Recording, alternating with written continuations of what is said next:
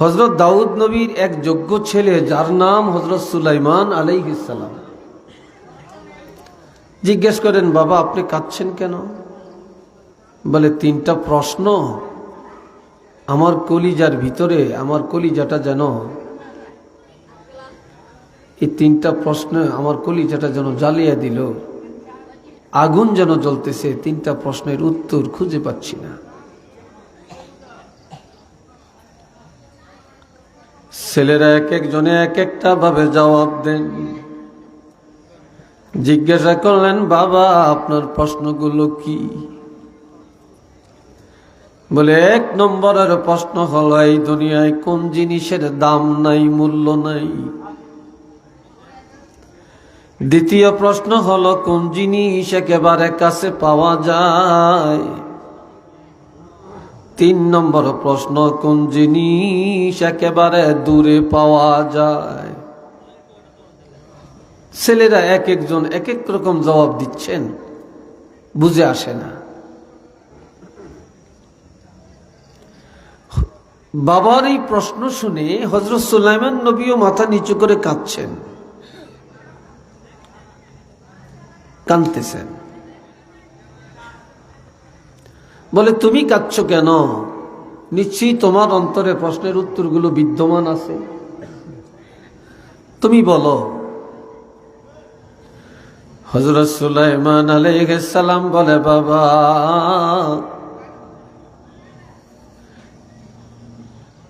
আপনি প্রথম প্রশ্ন করেছেন কোন জিনিসের মূল্য নাই।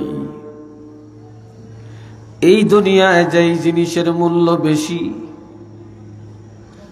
যেই জিনিসের দাম বেশি, সেই জিনিসের কোনো মূল্য নাই। বলে, এটা কিভাবে?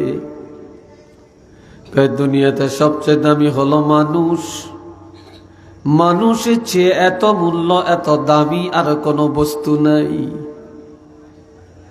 এই দামি মানুষটা যখন ইন্তেকাল করে বা মরে যায়, লাশ হয়ে যায়, তখন এই পৃথিবীর জমিনে কারো কাছে এক পয়সা মূল্য নাই। আসেনি? চিল্লিয়ে বলেন, আছে? কেউ চাইনা না দিয়া রাখবো নি আপনারে? যত মানুষে কান্নাকাটি করে, হাউমাউ করে, এরা কি রাখার জন্য কাঁদে না তাড়াতাড়ি পার করার জন্য কাঁদে? দুনিয়াতে মানুষের অনেক বোঝা, বোঝার কোনো শেষ নেই। সবচেয়ে বড় বোঝা হইল লাশ। সবচেয়ে বড় বোঝা কি? এই লাশ যতক্ষণ মাটির উপরে থাকে, এটা মানুষের জিন্দাদের জন্য মারাত্মক বোঝা। আর এটা যখন দাপন কাপন হয়ে যায়, তখন প্রত্যেকের বোঝা শেষ হয়ে যায়। ঠিক না? এর চেয়ে বড় বোঝা আর কোনোটা নেই। হযরত দাউদ নবী বললেন, বাবা তোমার প্রশ্নের জবাব সঠিক। এবার বলো, কোন জিনিস একেবারে কাছে পাওয়া যায়? হযরত সুলাইমান নবী বললেন, বাবা অনেক কিছু দুনিয়াতে কাছে পাওয়া যায়, তবে মালাকুল মাউত হযরত আজরাইল আলাইহিস সালামকে যত কাছে পাওয়া যায়, এত কাছে আর কাউকে পাওয়া যায় না। মৃত্যুটা মানুষের সবচেয়ে দূরে না কাছে? একটু আওয়াজ দিয়ে বলেন, সবচেয়ে কাছে। এই যে আমরা এখানে বসছি, আমাদের সাথে মরণ আসেনি? মালাকুল মউত আসেনি? যেতে আইল কাটে হিতার কাছে নাই, যেতে কিস্তি উড়ায় হিতার কাছে নাই, যেতে সুদ খায় হিতার কাছে নাই, যেটা মুনাফিক হেডার কাছে নাই, যেটা সমাজের সিটার হেডার কাছে মনে হয় নাই, যেটা বাটপার হেডার কাছে নাই, যেটা বাড়িতে গ্রামে গুঞ্জে লাডা লাগায়, লাডা লাগাই না কতটি আছে না, হেডিনের কাছে মনে হয় ডরেও যায় না নাকি? একটু তো চিন্তা করি না।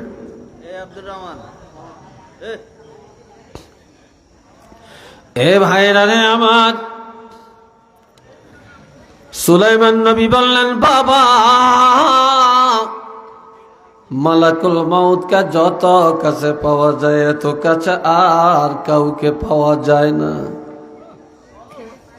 হযরত দাউদ নবী বললেন, বাবা তোমার জবাবটা সঠিক, এবার বলো কোন জিনিস একেবারে দূরে। হযরত সুলাইমান নবী জবাব দেন, বাবা যেই জিনিস একেবারে কাছে তারাই সবচাইতে দূরে। বললেন, এটা কিভাবে? এটা কিভাবে? কাছের মানুষ দূরে হয় কেমনে? বললেন, ঘরের পাশে কবর,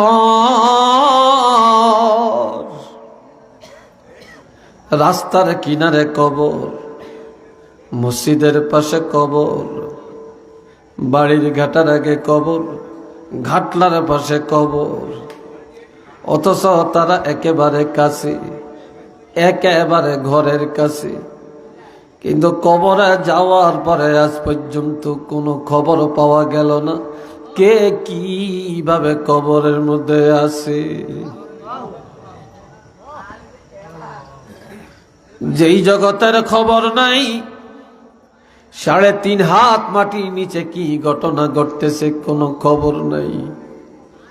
টেলিফোন নাই, টেলিকম নাই, মোবাইল নাই, ইন্টারনেট নাই, ফেসবুক নাই, ইউটিউব নাই, নাই নাই কোনো যোগাযোগ ব্যবস্থা নাই। যেই জগতের যোগাযোগ নাই, খবর নাই, ওই কবর জগতের মানুষগুলা যত দূরে, এত দূরে আর কেহ নাই। একটু চিল্লে বলেন না সুবহানাল্লাহ।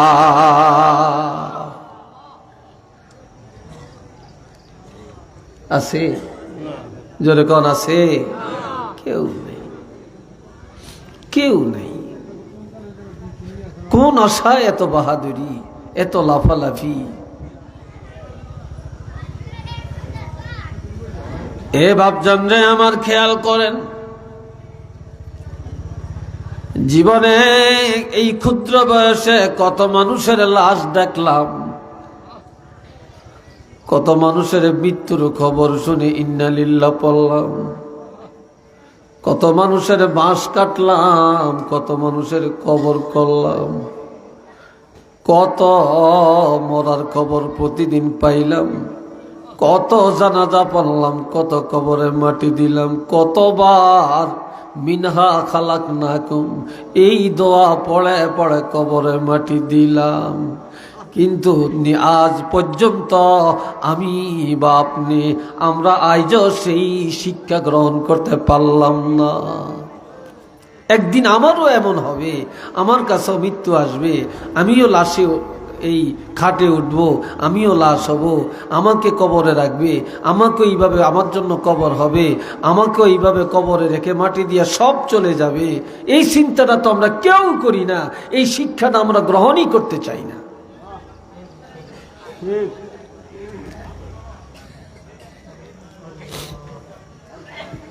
আমরা এমিহিমি চাইয়েন না। আর কেউ কারো করে মাহফিল চলাকালীন বলাই আনো না, হাল্লে আসতে কাশি দিয়ে যে বইয়েন। তবে ওই মাঝখান দিয়ে একটা দরজা রাখার দরকার ছিল, তো মানুষ ইন্ডিয়াতে আসতে ঢুকতে পারত। দুয়ার রাখছেন হেই মাথা দিয়ে একটা, এই ইন্দি ঢুকতে চায়, হি ইন্ডিয়া যাইতে চায় না। এ ভাইরা রে আমার, সবাই আমার সাথে পড়েন, মিনহা খলাকনাকুম ওয়া ফিহা নুঈদুকুম ওয়া মিনহা নুখরিজুকুম তারাতান উখরা।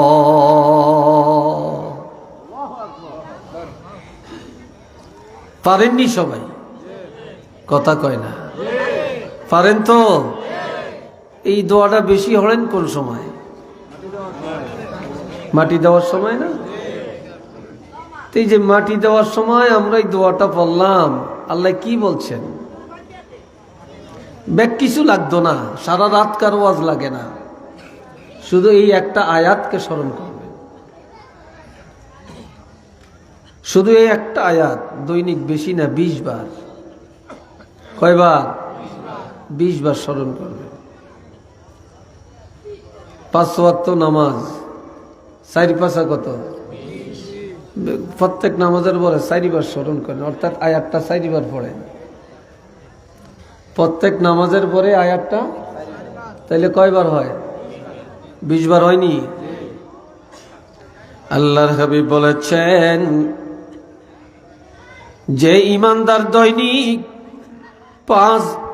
প্রত্যেক ওয়াক্তে 4 বার দৈনিক 20 বার এই আয়াতটা তেলাওয়াত করবে, আর মৌতের চিন্তায় বিভোর হইয়া পড়বে, মগ্ন হইয়া পড়বে, এই লোকটা দিনদার হইয়া যাবে, খাঁটি মুসলমান হইয়া যাবে, খাঁটি আবেদ হইয়া যাবে, অসংখ্য গুনাহ থেকে নিজকে রেহাই করতে পারবে। এই লোকটা একজন নেককার জান্নাতি হইয়া কবরে যাবে।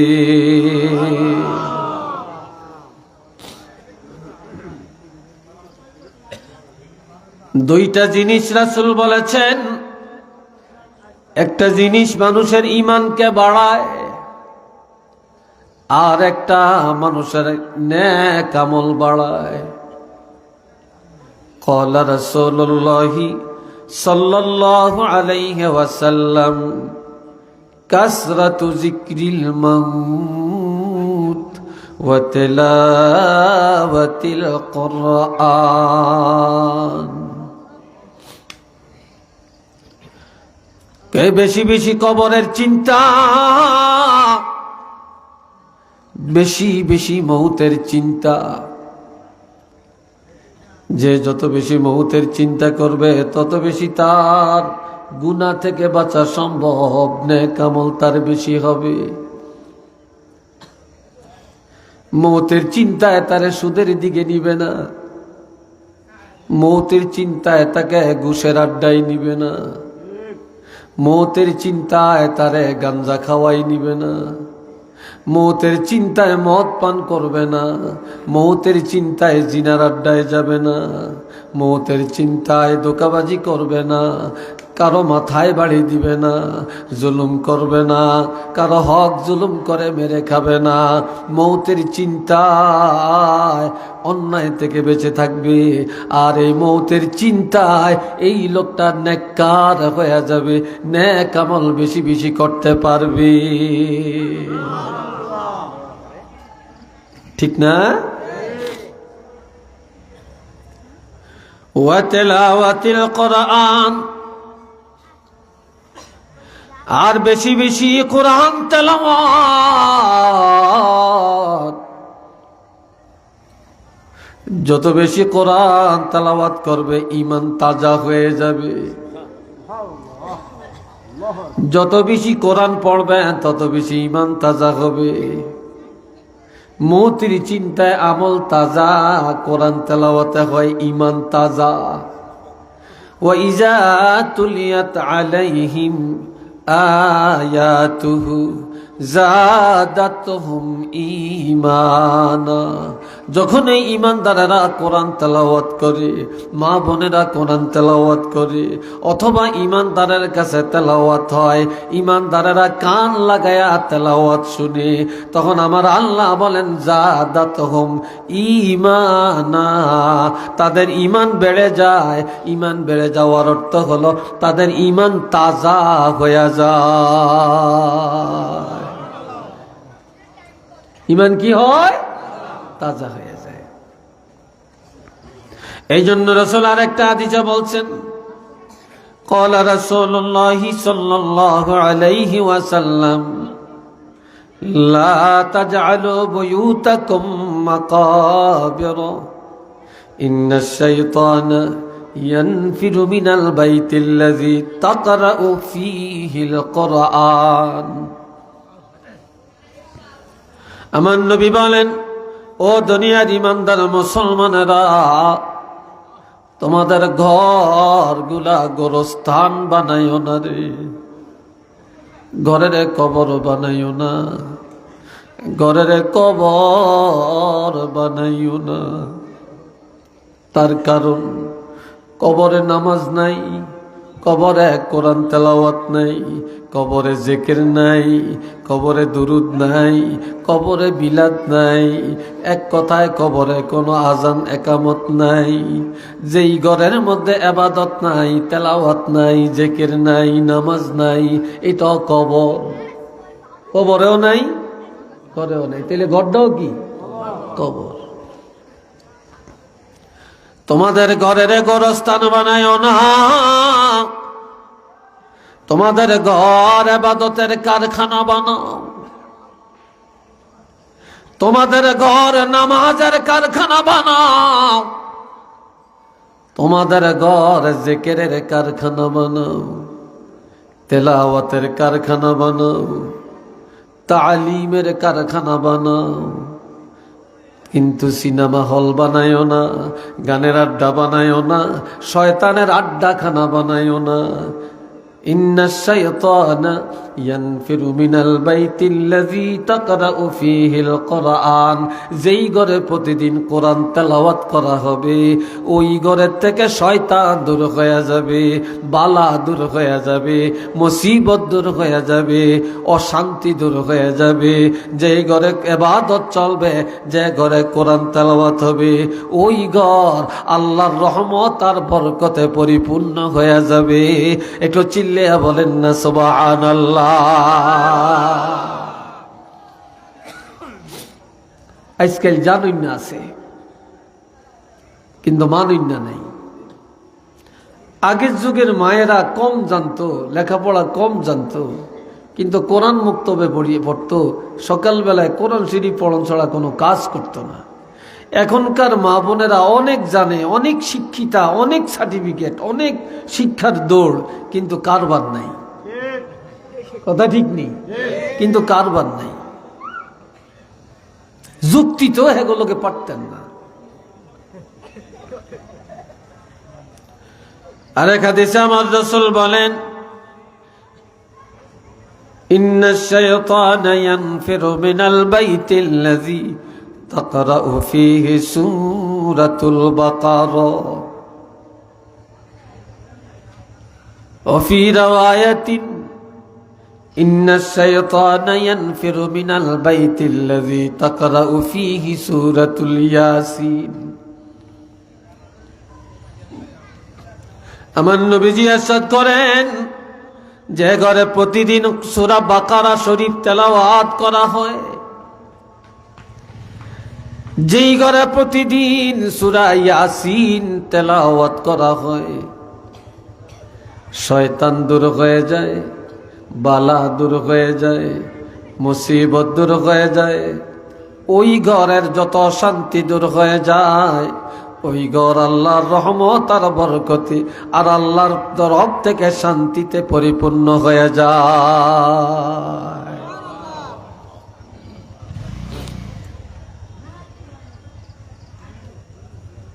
এ বাবা জিরানে আমার, এবারে আসেন আবার পড়েন, মিনহা খালাকনাকুম ওয়া ফীহা নুঈদুকুম ওয়া মিনহা নুখরিজুকুম তারাতান উখরা।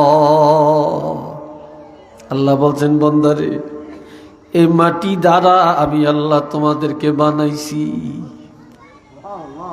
কি দিয়া বানাইছি? জোরে কর। প্রথমেই আল্লাহ বললেন, এই মাটি দিয়ে তোমাদেরকে বানাইছি। এটার আরো কথা আছে। এই মাটির দিকে তাকাও, মাটির কোনো অহংকার নাই, মাটির কোনো গর্ব নাই, মাটির কোনো ঝগড়া নাই, মাটির কোনো ফাসাদ নাই, নাই নাই মাটির কোনো হিংসা নাই। এই মাটিতে ভালো মানুষও চলে, খারাপ মানুষও চলে, ইমানদারও চলে, বেঈমানও চলে। এই কবরে সব রঙের মানুষ আছে, কিন্তু মাটি কোনোদিন মাতামাতি করে না, বাধা দেয় না। এই মাটিতে সেজদা দেয়, এই মাটিতে কোরআন পড়ে, আবার এই মাটিতে শিরক করে, এই মাটিতেই কুফরি করে। মাটি কোনোদিন কাউকে কিছু বাধা দেয় না।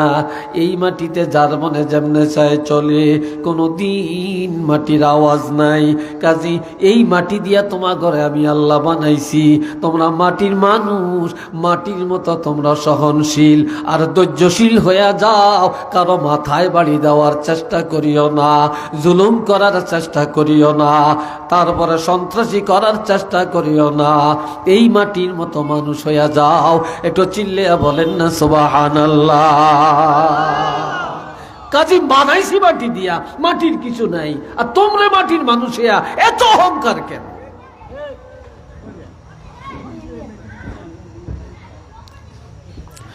এরপরে আল্লাহ বলছেন ওয়াফিহা নুঈদুকুম,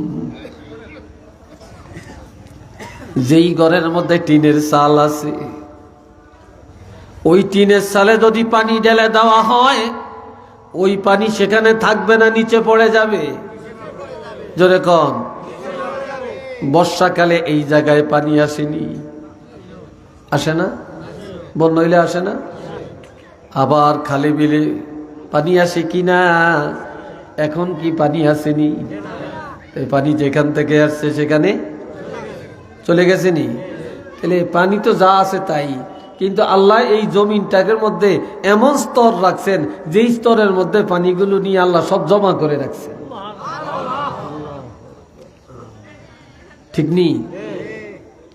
কাজে আমার আল্লাহ এই পানি, এই তো উদাহরণ, পানি কোনোদিন মাটির উপরে থাকে না, যতক্ষণই হোক পানি পানির কাছে যে মিশে যায়।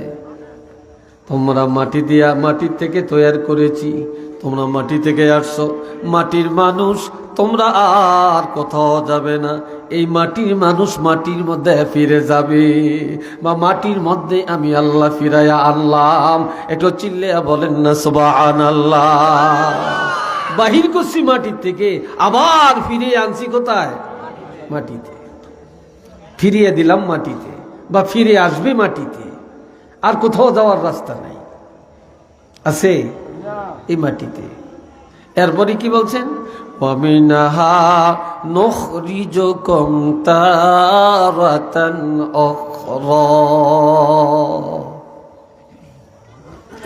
এই মাটি থেকে বিচার দিবসে পুনরায় আমি আল্লাহ আবার তোমাদেরকে উঠাবো, আবার আমি আল্লাহ উঠাবো। তবে জানিয়া রাখো, আমার আল্লাহ বলেন আলিমাত নাফসুম মা কদ্দামাত ওয়া আখারাত, কিয়ামতের ময়দানে প্রত্যেকটা মানুষ জানতে পারবে, যখন এই মাটি থেকে উঠবে, দলে দলে কাতারে কাতারে উঠবে গো। সেদিন প্রত্যেকটা মানুষের সামনে তার আমল নামা হাজির হয়ে যাবে। আপনি জোয়ান কালে কি করেছেন, বুড়া কালে কি করেছেন, ব্যবসায়ী জগতে কি করেছেন, বিদেশ যায় কি করেছেন, জোয়ান কালে কি করেছেন, আপনি রাজনৈতিক জীবনে কি করেছেন, রাষ্ট্রীয় জগতে কি করেছেন, অর্থনৈতিক জগতে কি করেছেন, আন্তর্জাতিক ক্ষেত্রে কি করেছেন, আপনার বৈবাহিক জীবনে কি করেছেন, একটা একটা করে সব রেকর্ড করা আছে। সেদিন প্রত্যেকের আমলনামা প্রত্যেকের নিজের চোখে দেখতে পাবে। আপনি আগে কি করছেন, পরে কি রেখে গেছেন, আপনি নিজের হাতে কি করেছেন, আর কোনটা আপনার মৃত্যুর পরে আপনার আমলের মধ্যে জমা হয়েছে, সেদিন একটা একটা করে সব আমল দেখতে পারবে। একটু চিল্লে বলেন না সুবহানাল্লাহ।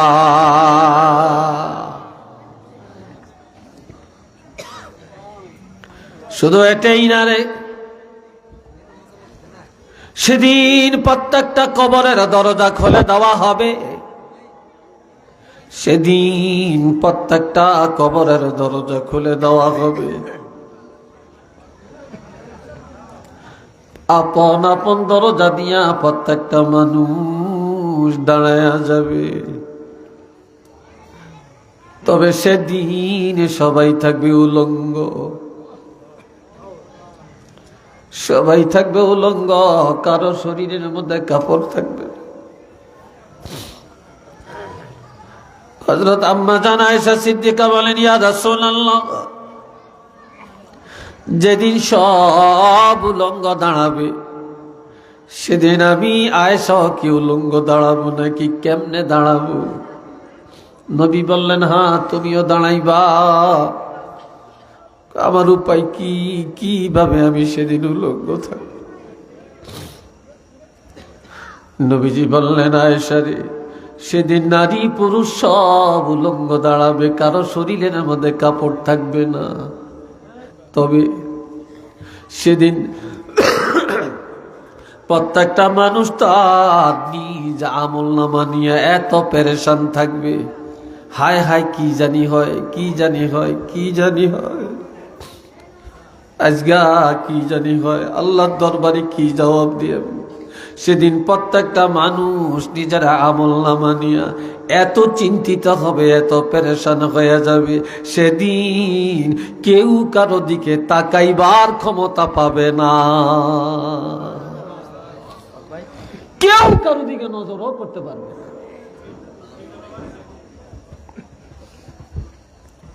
সাহাবীরা বলেন, ইয়া রাসূলুল্লাহ, এর মাইকেটা শক্তি লাগে কেন রে? তো মাইকে শক্তি লাগে কেন? শক্তি লাগার কথা না তো। এই ভাইয়েরা রে আমার, সাহাবীরা বলেন, ইয়া রাসূলুল্লাহ, যেদিন সব উলঙ্গ দাঁড়াবে সেদিন আপনি রহমাতুল লিল আলামিন কিভাবে দাঁড়াবেন? কিভাবে দাঁড়াবেন? আর সেদিন আপনার অবস্থাটা কি দাঁড়াবে? ক্বালা রাসূলুল্লাহ সাল্লাল্লাহু আলাইহি ওয়াসাল্লাম, আনা সাইয়্যিদু ওয়ালদ আদম ইয়াওমাল কিয়ামাহ। নবীজি বলেন, সেদিন আমি রাসূলুল্লাহ, আমি রহমাতুল লিল আলামিন, আমি হব আদম সন্তানের মধ্যে সবচেয়ে নেতৃত্ব দেওয়ার মতো, অর্থাৎ আমার হাতেই সেদিন নেতৃত্ব থাকবে, আর কারো হাতে না। সেদিন আমাকে সকল নেতৃত্ব দেওয়া হবে। ওয়ানা আউয়ালু মান ইয়ানশাক্কু আনহুল কবর, সেদিন সর্বপ্রথম আমি রাসূলুল্লাহ রওজা পাকের মাটি দুই দিকে চলে যাবে। সর্বপ্রথম আমার রওজাটা ফেটে যাবে। সেদিন আমার আগে আর কাউকে ওঠানো হবে না। সেদিন আমার দ্বারাই ময়দানে হাসর উদ্বোধন করা হবে। সর্বপ্রথম আমাকে উঠানো হবে। ওয়া আনা আউয়ালু শাফিঈন, সেদিন আমি হব প্রথম সুপারিশকারী। ওয়া আনা আউয়ালু মুশাফফাঈন, সেদিন সর্বপ্রথম আমি রহমাতুল লিল আলামিন নবীর সুপারিশ আমার আল্লাহ গ্রহণ করে নিবেন।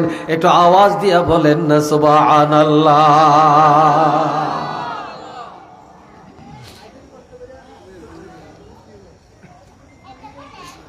আমার আল্লাহ আরো বলেন,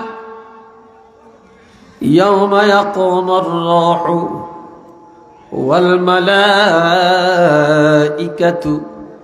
সাফফান লা ইয়াতাকাল্লামুনা ইল্লা মান আযিনা লাহুর রহমানু ওয়া ক্বালা সাওয়াবা।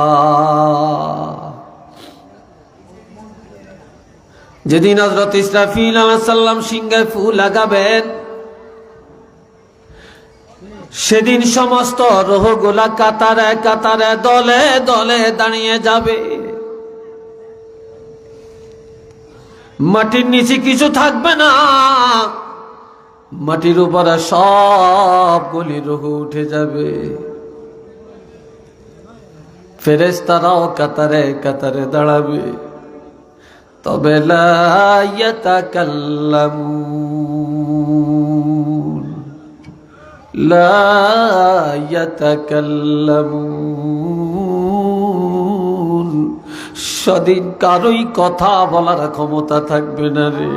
সেদিন প্রত্যেকের জবান বন্ধ হয়ে যাবে, কথা বলার ক্ষমতা কারো থাকবে না। নবীদেরও থাকবে না, সাহাবীদেরও থাকবে না, ওলিদেরও থাকবে না, নেতারও থাকবে না, ক্রেতারও থাকবে না, কোন হুজুরেরও থাকবে না। নাই নাই কারো জবান নাই। ইল্লা মান আযিনা লাহুর রহমানু ওয়া ক্বালা সাওয়াবা। দয়াময় রব্বুল আলামিন সেদিন দয়া করে যাকে অনুমতি দিবেন তিনি সেদিন আমার আল্লাহর সাথে কথা বলবেন। এই ছাড়া কথা বলার অধিকার কারো নাই নাই নাই। একটু চিল্লে বলুন না সুবহানাল্লাহ।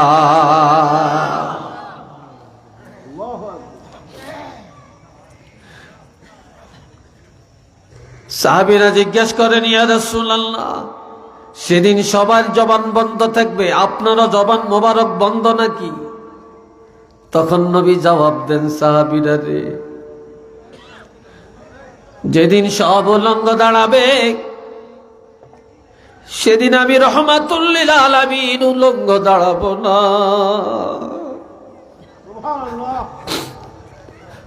আমি সেদিন উলঙ্গ দাঁড়াবো না, একমাত্র আমি রহমাতুল লিল আলামিন কাপড় পরিধান করা অবস্থায় দাঁড়িয়ে যাব।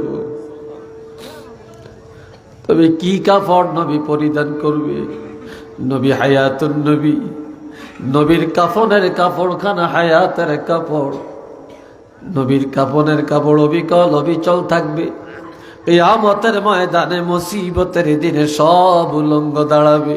আল্লাহর হাবিব যেই কাফনের কাপড় পরিধান করে রওজা পাকে গেলেন, ওই কাফনের কাপড়খানা পরিধান করা অবস্থায় আবার কিয়ামতের ময়দানে দাঁড়ায়া যাবে।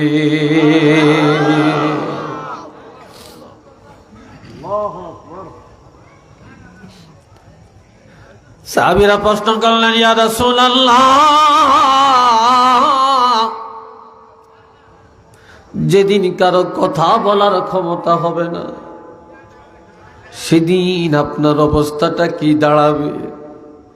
নবীজি বলেন, সাহাবীরা রে, আনা খতিবুহুম, যেদিন কারো কথা বলার ক্ষমতা নাই সেদিন সকলের পক্ষ থেকে একমাত্র আমি রহমাতুল লিল আলামিন কথা বলবো।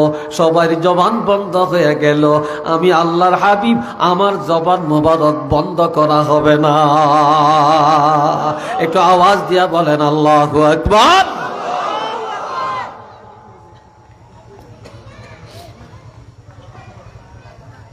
সাহাবীরা আবার প্রশ্ন করেন, ইয়া রাসূলুল্লাহ, সেদিন আপনার উম্মতের চিনবেন কিভাবে? নবীজি বললেন, তিনটা কারণে আমার উম্মতের পরিচয় পাবো। বলেন কয়টা কারণ? আর একটু জোরে কর না, কয়টা কারণ? তিনটা কারণে আমার উম্মতের পরিচয় পাবো।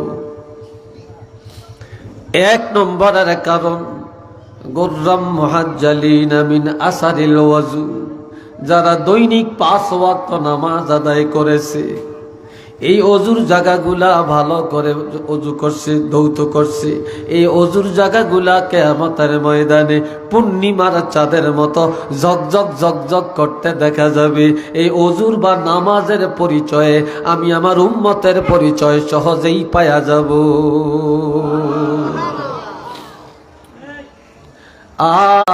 করে ওজুর পানিগুলো যখন শরীর থেকে টপ টপ টপ টপ করে ঝরে পড়ে, প্রত্যেকটা পানির ফোঁটার সাথে এই দেহের মধ্যে যত গুনাহ, এই গুনাহগুলো ওজুর পানির সাথে জড়িয়ে পড়ে। এমনকি শেষ পর্যন্ত দাঁড়ির মধ্যে একটু পানি আটকায়া থাকে, অথবা নখের পাকের মধ্যে পানি আটকায়া থাকে। এইভাবে ঝাড়া দিলে ওই পানিটাও ঝরে পড়ে, দাঁড়ি লাড়া দিলে পানিগুলো ঝরে পড়ে।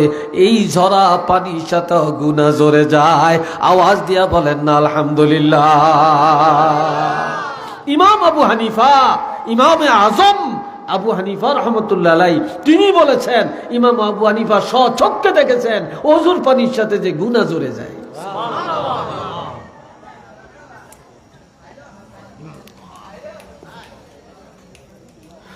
আল্লাহ, এবার দুনিয়াতে আজ থেকে 10 বছর আগে এত সুন্দর বাড়ি ঘর ছিল না, এত বিল্ডিং ছিল না,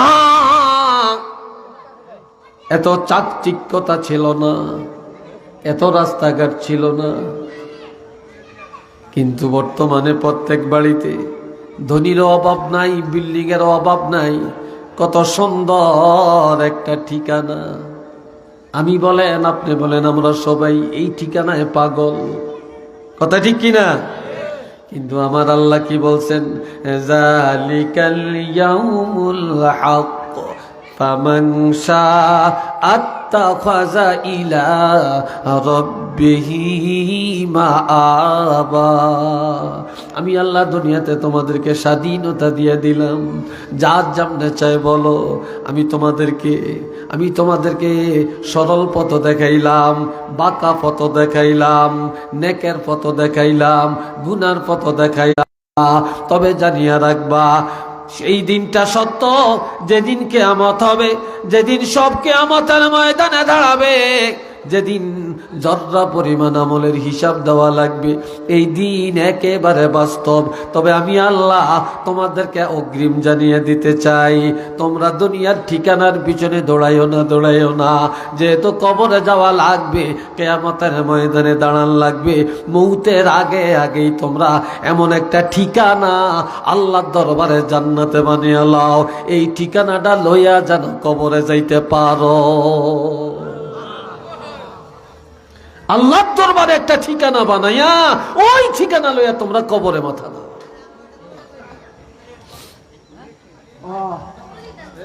আমার আল্লাহ পাক আরো বলেন, কাইফা তাকফুরুনা বিল্লাহি ওয়া কুনতুম আমওয়াতান ফাআহইয়াকুম সুম্মা ইউমীতুকুম সুম্মা ইউহয়ীকুম সুম্মা ইলাইহি তুরজাউন। সবাই মহব্বতে পড়েন আল্লাহুম্মা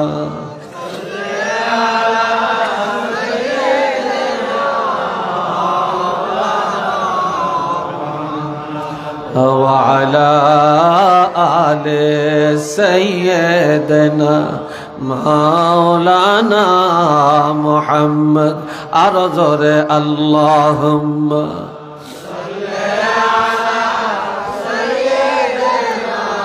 مولانا محمد وعلى آل سيدنا। আমার আল্লাহ বলেন, বান্দারে কিভাবে আমি আল্লাহর সাথে নাফরমানি করতে পারো, কিভাবে কুফরি করতে পারো, আমি আল্লাহর বিধানকে অস্বীকার করতে পারো, আমার আইন অমান্য করতে পারো, অথচ তোমরা ছিলা অস্তিত্বহীন।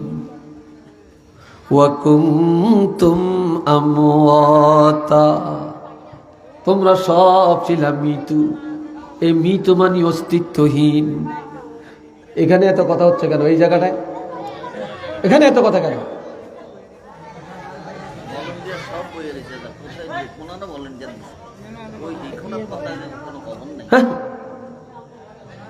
ও হ্যাগটিন হুনুন দরকার।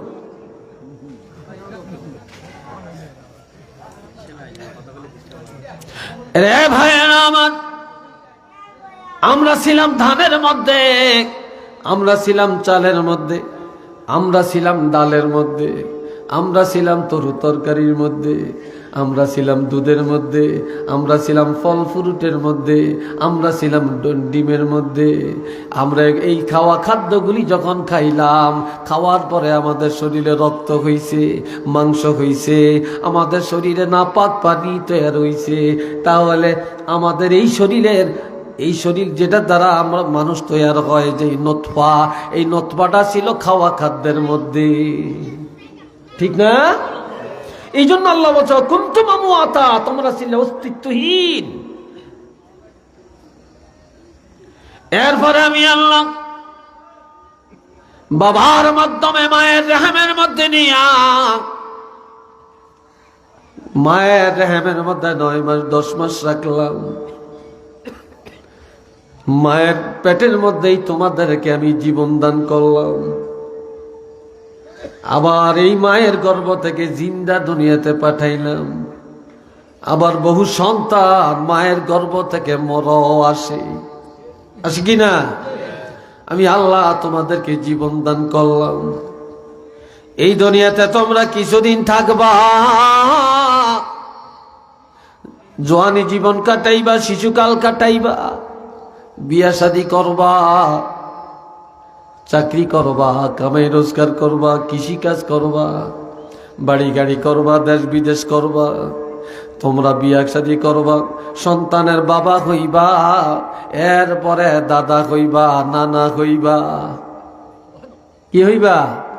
দাদা হওয়া মানে আপনার সময় ঘনিয়ে গেছে, শ্বশুর হওয়া মানি সময় ঘনিয়ে গেছে, বাবা হওয়া মানি সময় কমিয়ে গেছে, নানা হওয়া মানি আপনার দুনিয়ার জিন্দগি শেষ হয়ে গেছে।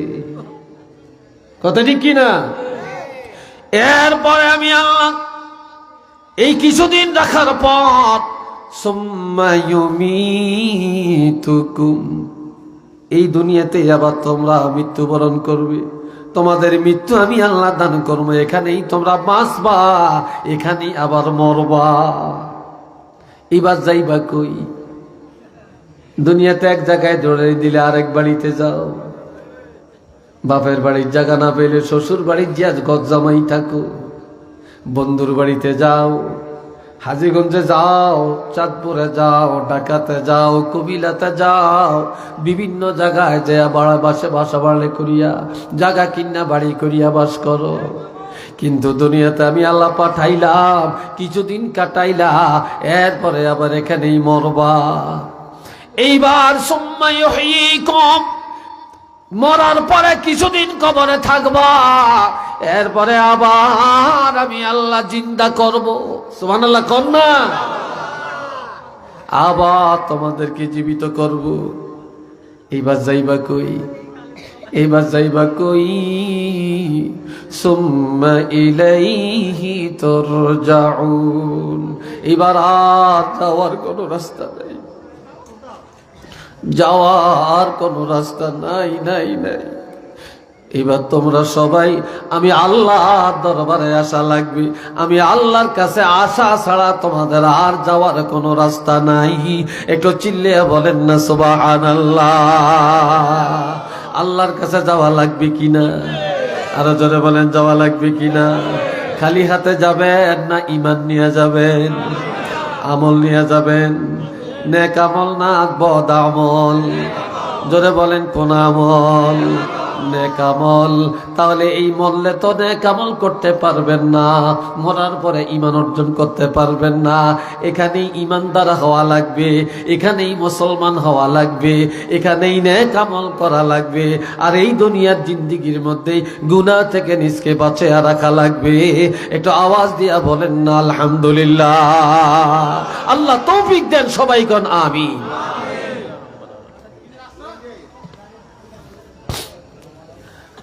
রে ভাইরা আমার,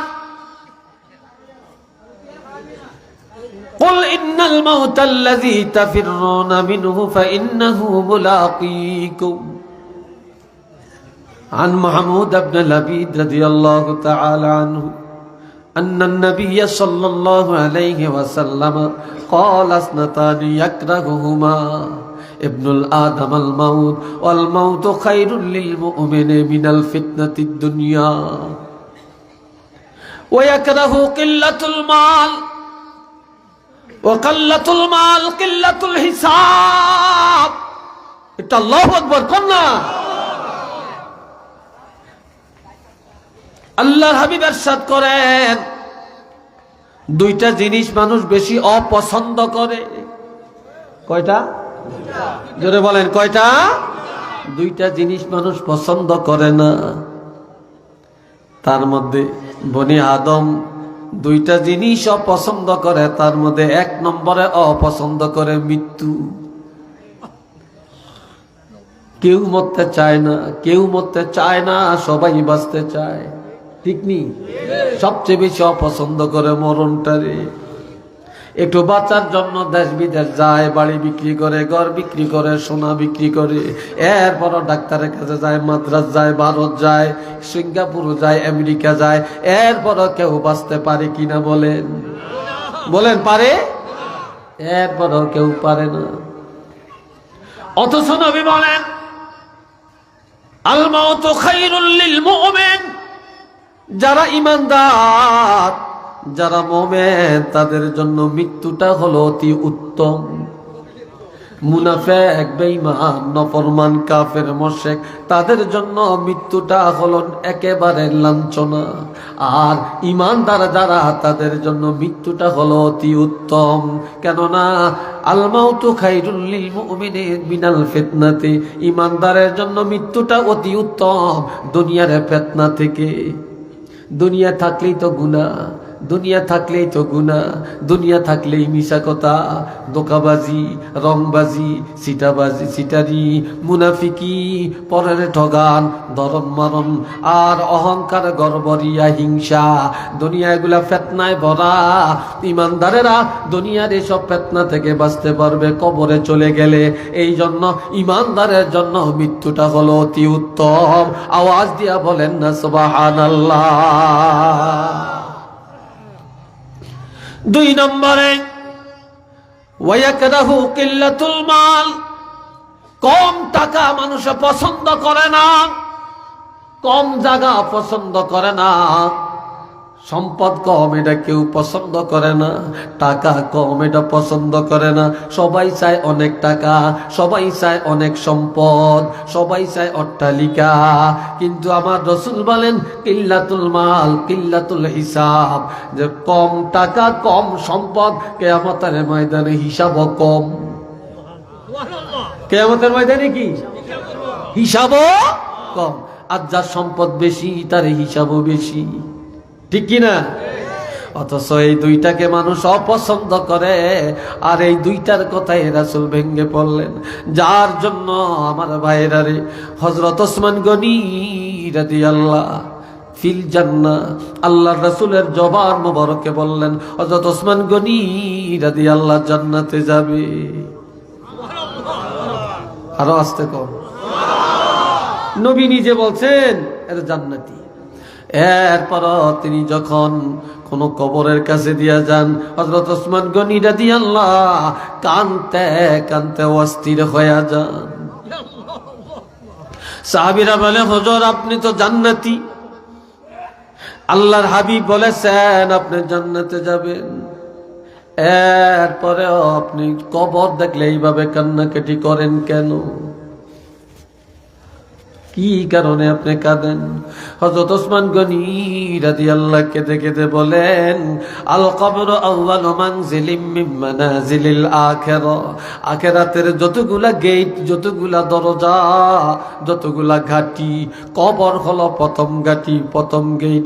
এই প্রথম গেটের মধ্যে যেই লোকটা নাজাত পাওয়া যাবে, সব জায়গায় নাজাত পাওয়া যাবে, আর কোথাও ধরা খাবে না, খাবে না। আর যে লোকটা কবর প্রথম গেটের মধ্যে ধরা খায়া যাবে, এই লোকটা আর কোনো গেটের মধ্যে নাজাত পাবে না। একটু চিল্লে বলেন না সুবহানাল্লাহ।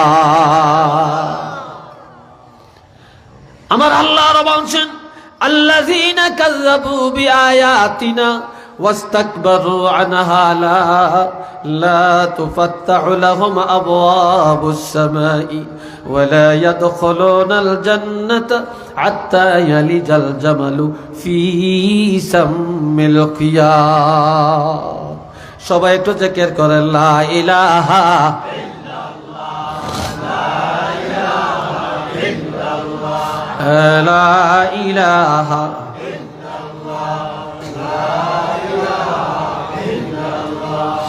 লা ইলাহা ইল্লাল্লাহ,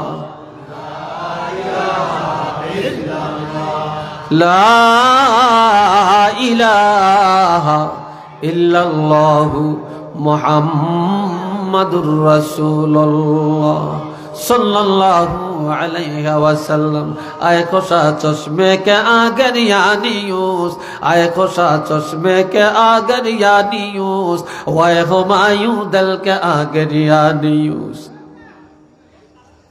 আল্লামা জালালউদ্দিন রুমি বলেন এই দুনিয়া তামাশা করার জন্য না, এই দুনিয়া কান্নার জন্য।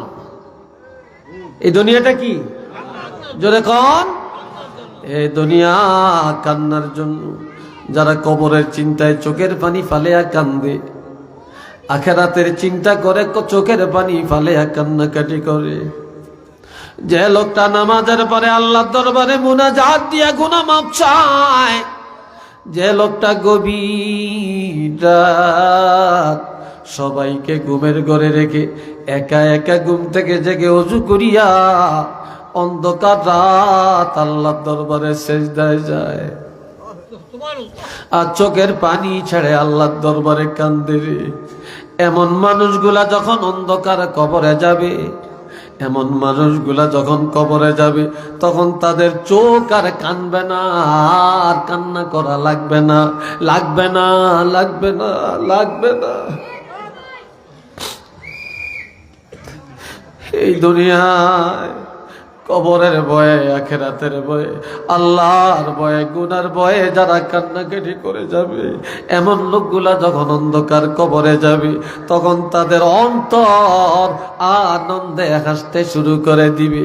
দুনিয়ায় যারা আনন্দ করবে, কবরে গেলে কান্নার সীমা নাই।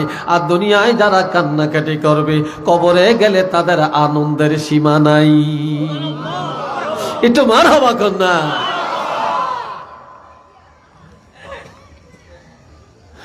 বাবাজিরা রে আমার, দুনিয়াতে যদি জিজ্ঞাসা করে বাড়িটা কার, কয় আমার। এই দালানটা কার, বলে আমার। বাগান কার, বলে আমার। কয় দিঘিটা কার, কয় আমার। কয় এই যে খোদাই বিলের এত বড় বিল, এটার এতটার মালিককে, কয়টা সাইডা নিয়ে আমার। এই মার্কেট কার, বলে আমার। কিন্তু কবি বলেন, চন্দ গুই বাগেমন বস্তানমান, চন্দ গুই বাগেমন বস্তানমান, ইনা গুই গর গর স্থানমান। মানুষ এত বোকামি কেন করে? এত বোকামি কেন করে? মানুষ কেন আমার আমার আমার আমার করে? এগুলা তো আমার না, এগুলা সব কার? জোরে বলেন কার? সব কিছুর মালিক কে? কুলিল্লাহুম্মা মালিকাল মুলক, সব কিছুর মালিক আল্লাহ। যারা বলেন কে? আমরা কয়দিন হরি দিই, কয় মানুষে আমার কাকা ছেলেগুন কার, কা আমার। এই জ্ঞান নাতি, এই জ্ঞান নাতি, ঠিক আছে এটা বলবেন। কয় আমার আমার করিয়া এই যেগুলো আমার বলে, এদের পিছনে জিন্দিগি শেষ করলা, অথচ যে প্রকৃত মালিক, সেইটার জন্য তো জিন্দিগি শেষ করো না। কথা ঠিক কিনা? মানুষ কি বোকামি করে? চন্দ গোই বাগামান বস্তানমান, ইনা গই গর গর স্থানমান। মানুষ এই কথা কেন বলে না? এই ঘর আমার না, এই বাড়ি আমার না, এই দালান আমার না, এই টাকা আমার না, এই সম্পদ আমার না। আমার হলো একটা জায়গা, সেটা হলো যেই কবরে আমার বাবা, যেই কবরে আমার মা, যে কবরে আমার দাদা, যে কবরে নানা, যে কবরে পূর্বপুরুষ, যে কবরে আমার ওস্তাদেরা, যে কবরে আমার পিসাবেরা, যে কবরে দুনিয়ার নবীরা, যে কবরে সাহাবীরা, যে কবরে ওলি আল্লাহরা। কাজেই আমিও এই কবরের মালিক। কবর ছাড়া আমার ভাগ্যের কিছু নাই। যারা নিজের সম্পদ কবর মনে করে, তারাই ওলি আল্লাহ হইয়া কবরে যাইতে পারে, তারাই কবরে যাইতে পারে। আর যারা আমার আমার কয়ে শুধু এর পিছনেই দৌড়ায়, তারা কখনো আমল লইয়া আর ইমান লইয়া কবরে যাইতে পারে না। এরা বলল না আমার শুধু এটাই না, কাজ গাওয়া আজ গাওয়া সাত কব সগিয়া করে দে, আজ গাওয়া সাত কব সগিয়া করে দে, আজ গরে শাহ এক আওয়াজ না আমদি। এটা আল্লাহু আকবার কন্যা, আর একটু জোরে কন্যা আল্লাহু আকবার। আমগো দেশের যুবকেরা কয় আমরা আরো বড় হইয়াম, আর বুড়া হইয়াম, বিয়া শাদী করিয়াম, ছেলে মেয়ে হবে, দাদা নানা হইয়াম, এরপরে মসজিদ ধরিয়াম, এরপরে দাঁড়ি রাখিয়াম, এরপরে টুপি মাথা দিয়াম, এরপরে গাঞ্জা খাওয়ান ছাড়িয়াম, মদ খাওয়ান ছাড়িয়াম, শয়তানি বদরামি সব ছাড়িয়া একেবারে পাক্কা দরবেশ হইয়া যাইয়াম। ও যুবকরা, তোমার কি সুযোগটা আছে? জোরে বলেন আছে? এই জন্য কবি বলেন, আজ গাওয়া সাত কাবস গিয়া করে দে, আজ গরে শাহ এক আওয়াজ না আমদে। ও যুবক, নজর করে দেখো কত জওয়ানেরা তোমাদের মতো কবরে ঘুমায় রে, কত জওয়ান কবরে ঘুমায়। আবার তাকে দেখো কত 80 বছর 90 বছর 100 বছরের বুড়াও দুনিয়াতে আল্লাহ বাঁচাইয়া রাখছে। এই তারা কথা কয় কিলে আপনি করে কি আইছে, বুড়া মানুষ এত কথা কয় না।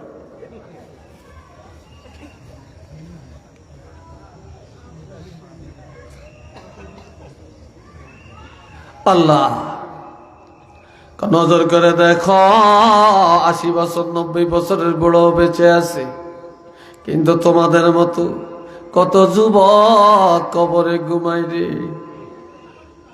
যেই যুবকের জামা কাপড়ের ইস্তারি দাগ ভাঙতে দেয় না, ধুলাবালি লাগতে দেয় না, কত সাবান লাগাইছে, কত আলিশান করে চুল রাখছে, কত মোছ কাটছে, কত হাইফাই চলছে, কত টাইটুই লাগাইছে, ওই যুবকের কবরে যায় দেখো তার কবরের মধ্যে দুলপাকা ছুটে গেছে।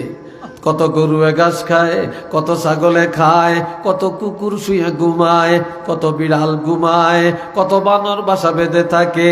ওই জোয়ানের আওয়াজ গেল কই, বাহাদুরি গেল কই, শক্তি গেল কই। গরু ছাগল গুলা কুকুর আর বিড়াল তাড়াইবার ক্ষমতাও তার কাছে নাই। এই ক্ষমতা তো নাই নাই, তার কবরের কাছে যায় দেখো একটা আওয়াজও নাই। কথা ঠিক কিনা? যাইয়া দেখো একটা আওয়াজও সেখানে নাই। এরপরে বলছেন বেরোদার বেশে গরস্তা নজর কুন, বেরোদার বেশে গরস্তা নজর কুন, হার গাজানা শানে দিশা 100 খুন। দুনিয়াতে এতিমখানা চিনিনি আপনারা? এতিমখানা কত এতিমখানা বাংলাদেশও আছে, আছে না? এতিমেরা লেখাপড়া করে, খাওয়া দাওয়া করে, এতিমখানায় কত জাকাত দেয়, কত চাইলের বস্তা দেয়, কত এতিমের জামা কিনে দেয়, কত এতিম ঘর করিয়া দেয়, কত এতিম কানলে চোখের পানি মুচ্ছা দেয়, আছে কিনা? কিন্তু এটা তো এতিমখানা ঠিক আছে, এর চেয়ে বড় এতিমখানা একটা আছে, তোরা একটু ওই এতিমখানা যা, এতিমকে খবর ল। এটা কোনটা? এটা কবরস্থান। এটা আল্লাহু আকবার কন্যা রে ভাই। এটা কোনটা? তোমার বাড়ির পূর্ব দিকে, তোমার বাড়ির দক্ষিণ দিকে, তোমার বাড়ির ঘাটার আগে, তোমার বাড়ির পুষ্কুনির পাড়ে, তোমার বাড়ির ঘাটলার কিনারে, মসজিদের পিছনে যেই গোরস্থান, ওই কবরের কাছে যাও। যারাই কবরে শুইয়া ঘুমায় তারাও একদিন এই দুনিয়ার মালিক ছিল, এই বাড়ি ঘরের মালিক ছিল, এই সম্পদের মালিক ছিল। তারাও দুনিয়ায় কত হাসি তামাশা করেছে। আজ তাদের কবরের কাছে যে দেখো তারা কিভাবে ঘুমায় রে।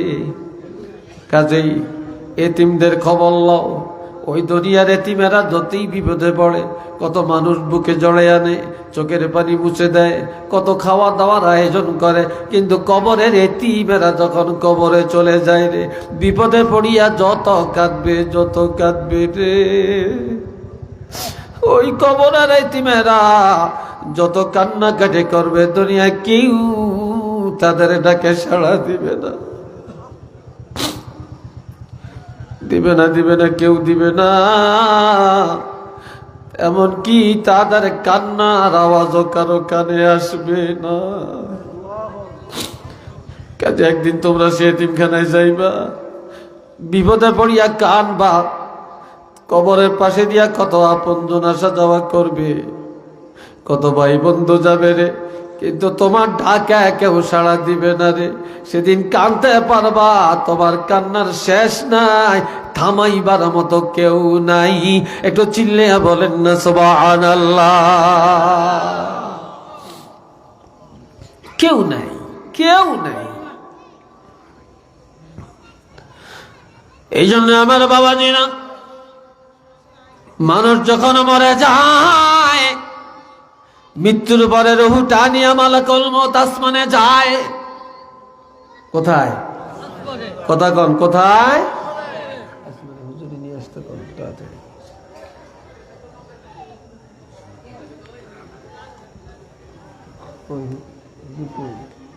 নয়টা আসার কথা কই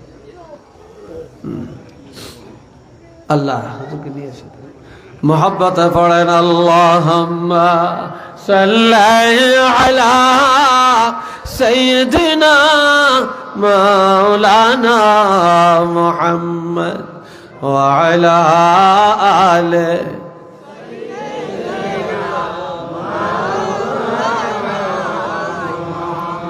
রে ভাইরা আমার শুনেন, এই রুহুটা নিয়া যখন আসমানের কিনারে যাবে রে, কড়া নাড়াবে, বলবে কে কয় আমি অমুক মালাকুল মউত। কই বাজনা কাল চাঁদপুর একটা লোক মারা গেছে, তার রুহু নিয়ে আসছি। দারোয়ান বলবে রাখো, দরজা খোলা যাবে না। এই লোকটা সারা জীবন কি করেছে, পুরা জিন্দেগীর নথিপত্র আমার আল্লাহ অর্ডার দিয়েছেন, এ লোকটা নেককার, এ লোকটা ইমানদার, এ লোকটা আল্লাহর পরহেজগার বান্দা। আল্লাহ অর্ডার দিয়েছেন এর রূহ নিয়ে আসমানের কাছে আসলে আমি যেন দরজা খুলে দেই। তখন দরজা খুলে দেওয়া হবে, এইভাবে 7 আসমানের দরজা খুলে যাবে। এরপরে জান্নাতের কিনারে রুহুটা নিয়ে যাবে, জান্নাতের দরজা খুলে যাবে, জান্নাতের মধ্যে নিয়ে তার ঠিকানাটা দেখাবে। এটাই তোমার ঠিকানা, হাজা মাকআদুকা, এটাই তোমার বাসস্থান। এটা মারহাবা কন্যা। কিন্তু লাশ উড়িয়ে দিছে, কত মানুষে কত দৌড়াদৌড়ি কান্নাকাটি করে, কিন্তু রুহু যে কোন জায়গায় সায়ের করতেছে খবর আছে নি? কেন জোরে বলেন আছে? রুহু বেহেশতের মধ্যে। এই বেহেশতটা দেখায়া আবার যেই দরজা দিয়ে রুহুটা নিয়ে গেছে, আবার পুনরায় রুহুটা বের করে নিয়ে আসবে। জান্নাতের দরজায় এমন একটা টেবিল আছে, টেবিলের মধ্যে একটা বালাম খাতা আছে। ওই বালাম খাতাটা খুলিয়া এই পর্যন্ত কতজন আসছে জান্নাতি, এই বাবা হযরত আজরাইল আলাইহিস সালাম এই লোকটার নাম্বার দিয়া ওই জান্নাতের বালামের মধ্যে নামটা উঠাইয়া দিবে। কিয়ামতের ময়দানে এই বালাম কার রুহু মৃত্যুর পরে এই জান্নাতি বালামের মধ্যে কান্না মরছে, এই বালামটা দেখা কিয়ামতের ময়দানে হিসাব করা হবে। তো যখন আল্লাহু আকবার, এবার রুহুটা নিয়ে আবার লাশের কাছে আইসা এই রুহুটা ছাড়িয়ে দিয়া মালাকুল মউত যাইব গিয়া। এবার রুহুটা কি করব? ঘরের চারিদিক দিয়া, লাশের চারিদিক দিয়া তওয়াব করবে। লাশ যখন বাইর করবে চারিদিক দিয়া তওয়াব করবে। যখন গোসল দিবে রুহটা চারিদিক দিয়া তওয়াব করবে। তওয়াব মানে ঘুরবে। যখন জানাজা পড়বে রুহটা ঘুরিয়া ঘুরিয়া দেখবে এই দেশের কারা কারা জানাজায় শরীক হইছে। এরপরে এই লাশটা নিয়ে যখন কবরে যাবে রুহটা পিছে পিছে রওনা করবে, সব লাশটা কবরে রাখবে। এরপরে সব চলে যাবে, এই রুহটাও কবরে যাবে। আবার মাটি দিয়া সব বাড়ি ঘরে চলে যাবে রে। এই রুহটা আল্লাহর নির্দেশে আবার এই দেহের ভিতরে ঢুকাইয়া দেওয়া হবে। এই রুহের উপরেই তাকে প্রশ্ন করা হবে। আওয়াজ দিয়া বলেন না সুবহানাল্লাহ। আর একজন আল্লাহর বান্দা মারা গেছে, রুহটা নিয়ে আসমানে গেছে। ফেরেশতা বলবে না না, দরজা খোলা যাবে না, যাবে না, যাবে না। এই লোক নাফরমান, এই লোক বেনামাজি, এই লোকটা আল্লাহর সাথে নাফরমানি করছে, এই লোকটা কুফরি করছে, শিরকি করছে, এই লোকটা মন গড়া চলছে, মানুষের উপর জুলুম করছে, এই লোকটা মন গড়া চলছে, এই লোকটার জিন্দেগি ভালো হয় না। কাজে আল্লাহ বলেছেন এই লোকটা যখন আসলে যেন দরজা না খুলি। মসজিদে আজান হইছে, বাড়িতেও নামাজ পড়ে না, মসজিদেও যায় না। সে এত অবহেলা ছিল, এত অবজ্ঞতার ছিল, তার জন্য দরজা খোলা যাবে না। তখন আবার এই রুহু নিয়া মালাকুল মউত আবার জমিনে চলে আসবে। এবার জমিনের দরজা আছে, জমিনের দরজা খুলে যাবে। কাহা আমি অপেক্ষায় আছি, এমন না পাপী, এমন না সিটার, এমন না বদমাইশের এই রুহু নিয়ে আসলে আমি যেন দরজা খুললা দেই। তখন জমিনের দরজা খুললা যাইব। এরপরে সিজ্জিনের মধ্যে, জাহান্নামের মধ্যে রুহুটা নিয়ে যাইব, জাহান্নামের দরজা খুলে যাইব। এইবার জাহান্নামে ঢুকিয়া মালাকুল মউত হযরত আজরাইল আলাইহিস সালাম জাহান্নামে যায়া তার রুহুটা দেখাইব, এটা তোমার ঠিকানা, এই জাহান্নাম তোমার ঠিকানা। একটু নাউজুবিল্লাহ কন্না রে ভাই, এই জাহান্নাম তোমার ঠিকানা। আমরা জানাজা পড়ি, আমরা বেকি বিসমিল্লাহে ও আলা মিল্লাতে রাসূলিল্লাহ কই, আমরা বেকি মিনহা খালাকনাকুম কইয়া কই, আমরা বেকি দোয়া হড়াই আর গরু খাবাই, কিন্তু আসলে এটা ঠিকানা কোথায় খবরই তো নাই। কথাটি কিনা বলেন, খবরই তো নাই। আল্লাহ আবার এই জাহান্নাম দেখায়া আস্তে আস্তে আইনা বাইর করে দিব। আইনা এবার দেখো লাশ এই গরম, এবার লাশের কাছে রুহুটা ছেড়া দেয়া চলে যাবে। আবার এই রুহুটা তওয়াব করতে থাকবে আর কাঁদতে থাকবে আর করবে, মানুষ তার জন্য এত মায়া করে কেন, মানুষ তার জন্য কান্দে কেন, আহা মানুষ তার জানাজা পড়ে কেন, এই লাশটা ধরিয়ে রাখছে কেন, তাড়াতাড়ি কবর দেয় না কেন, তারে মাটি দেয় না কেন, এটা জাহান্নামের কীট, এটা জাহান্নামের কীট, তাড়াতাড়ি জাহান্নামে পাঠিয়ে দেয় না কেন। মানুষ যদি জানতো তার ঠিকানা কত খারাপ, তার ঠিকানা জাহান্নাম, কেউই তার জন্য চোখে পানি পালে একান্ত না রে, কবরও করত না, ডরে ভয়ে কেউ তারে কবরে ওলামাইত না। কথা ঠিক কিনা? এই জন্য আমার আল্লাহ বলেন الذين كذبوا بآياتنا واستكبروا عنها لا تفتح لهم أبواب السماء।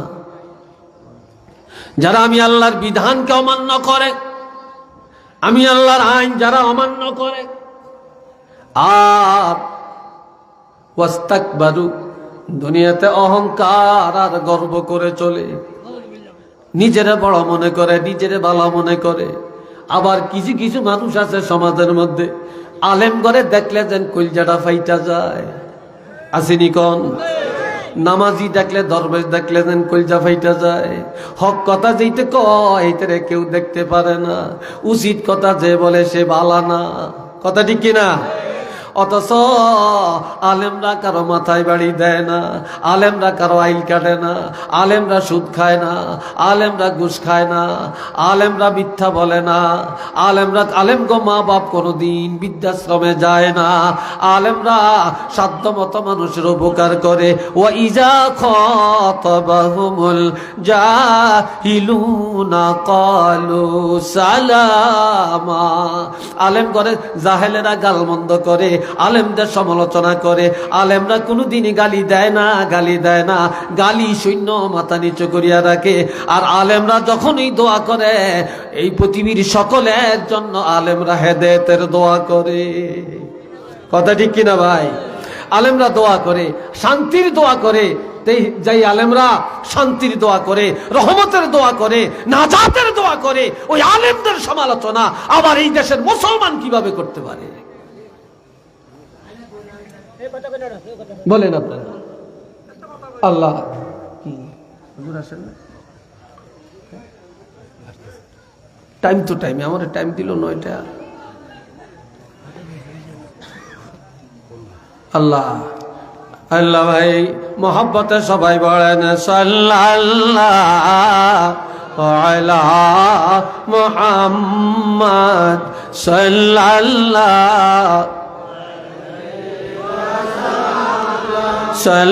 সাল্লাল্লাহু আলা মুহাম্মদ।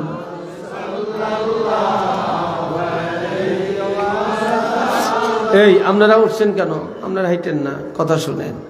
এরপরে আল্লাহ বলেন ওয়ালা ইয়াদখুলুনাল জান্নাতা, এই মিথ্যাবাদী আর অহংকারীরা জান্নাতেও যাবে না, যাবে না। হাত্তা ইয়ালিজাল জামালু ফি সাম্মিল খিয়াত, এটা দ্রুতগামী ওট অথবা একটা ঘোড়া একটা সুইয়ের ছিদ্র দিয়া যাওয়া যেমন সম্ভব না, আর একটা মিথ্যাবাদী আর অহংকারী কোনো দিন আল্লাহ জান্নাতে যাওয়া সম্ভব না। সুইয়ের ছিদ্র দিয়া ওট যাইতে পারবে? যেমন যাইতে পারবে না অহংকারী, মিথ্যাবাদী, জালেম, শয়তান, এরা কখনো আল্লাহর জান্নাতে যাইতে পারবে না।